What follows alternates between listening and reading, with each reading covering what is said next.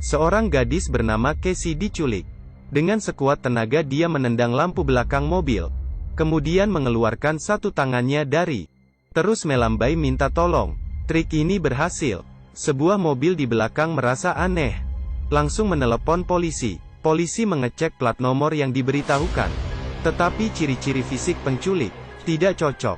Kelihatannya penculik menggunakan mobil orang. Orang yang menelepon polisi ingin mengikutinya untuk melihat muka penculik. Polisi langsung mencegah. Tetapi diketahui oleh penculik. Dia segera membelok, melaju ke jalan raya. Petunjuknya terputus lagi. Jordan menyuruhnya mengecek di bagasi mobil. Ada barang apa saja? Casey menemukan seember cat. Jordan menyuruhnya menuang keluar, agar meninggalkan tanda di jalan. Kemudian memberitahu pilot helikopter. Kemudian mencarinya. Di saat ini ada sebuah mobil di belakang penculik. Menemukan cat dari belakang mobil. Tetapi tidak tahu bahwa orang ini adalah penculik. Malah memberitahunya, cat yang ada di belakang tertumpah. Penculik panik, langsung menghentikan mobil di sebuah gang. Dia membuka bagasi, rencana ingin membius Casey lagi.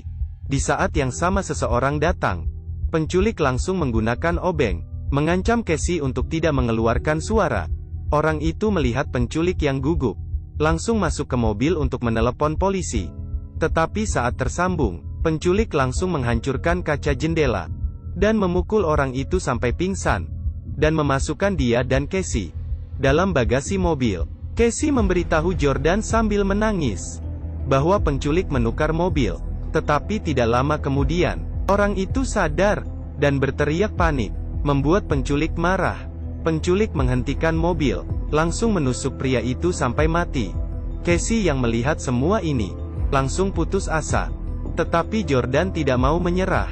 Dia menyemangati Casey, mengambil dompet orang itu, dan melalui informasi dari KTP, Jordan berhasil mengetahui plat nomor mobil itu. Di saat ini, pihak polisi menemukan mobil penculik yang sebelumnya, melalui sidik jari yang ditinggalkan.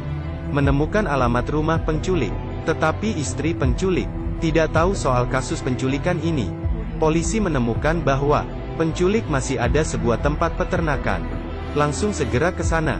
Di sisi lain, penculik sedang mengisi bensin. Casey dengan cemas naik dari bagasi ke kursi belakang. Tetapi hanya setengah badan saja. Dia segera melambaikan tangannya, berteriak minta tolong dari staf. Akhirnya menarik perhatian staf. Staf menghadapi penculik dengan pisau, berencana membuka pintu mobil, tapi penculiknya langsung mengarahkan pistol minyak ke arahnya. Setelah penyemprotan, penculik melempar korek api. Staf itu terbakar oleh api. Penculik yang frustrasi membuka bagasi, memukul gadis hingga pingsan. Jordan kehilangan kontak lagi. Penculik sampai di peternakannya. Ketika dia menggendong Casey, mengetahui telepon yang sudah terpanggil selama 1 jam lebih. Jordan memintanya untuk menyerahkan diri. Jangan sakiti Casey. Tetapi penculik hanya berkata, sudah terlambat. Beberapa kata itu saja, tiba-tiba menarik pikiran Jordan kembali setengah tahun yang lalu. Adegan yang pernah terjadi. Dia langsung sadar, penculik adalah pembunuh seorang gadis setengah tahun lalu. Polisi tiba di peternakan malam hari. Mereka mencarinya beberapa kali, juga tidak menemukan jejak apapun. Pembunuh mesum mendorong Casey itu ke meja operasi, memakaikan oksigen padanya, kemudian mengoyakkan bajunya, membuka sepatunya. Kemudian, dia mulai menyuci rambut Casey. Di sisi lain Jordan datang ke rumah penculik, mencari dengan detail. Dia menemukan ruang bawah tanah yang tersembunyi. Ketika dia ingin menelepon polisi, ponselnya terjatuh karena panik, dan ruang bawah tanah tidak ada signal. Demi menyelamatkan Casey, dia masuk perlahan ke ruang bawah tanah. Dengan hati-hati mencari di ruangan, pembunuh itu tiba-tiba datang. Jordan langsung bersembunyi di salah satu kamar. Tetapi pembunuh itu juga masuk ke kamar itu. Darah ada di mana-mana. Jordan bersembunyi di lemari dan tidak berani keluar. Melalui celah, dia melihat pembunuh mengambil wig dan menciumnya. Jordan sadar bahwa ini bukan wig, tetapi rambut asli dari manusia. Ternyata kakak dari pembunuh pernah memiliki rambut pirang yang indah. Tetapi sayangnya jatuh sakit dan meninggal. Mulai saat itu pembunuh mulai membunuh gadis berambut pirang di mana-mana, mengumpulkan rambut. Di saat ini pembunuh sepertinya melihat Jordan mendekat ke lemari. Jordan menahan napasnya. Untung saja pembunuh hanya memegang baju yang ada di lemari, menciumnya dan pergi.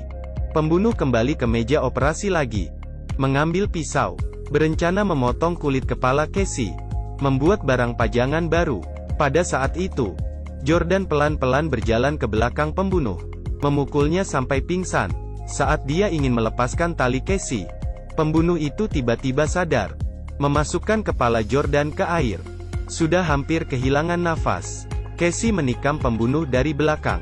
Keduanya berlari menuju jalan keluar. Pembunuh pun mengejar mereka.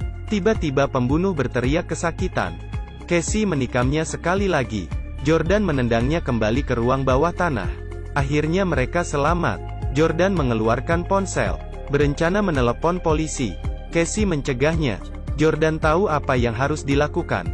Mereka mengikat pembunuh dan melemparkannya kembali ke ruang rahasia, berniat untuk membiarkan dia berjuang sendiri di dalam. Muka penjahat itu mulai kelihatan takut. Dia berteriak minta ampun, tetapi Jordan kembali, dan hanya mengatakan, "Sudah terlambat."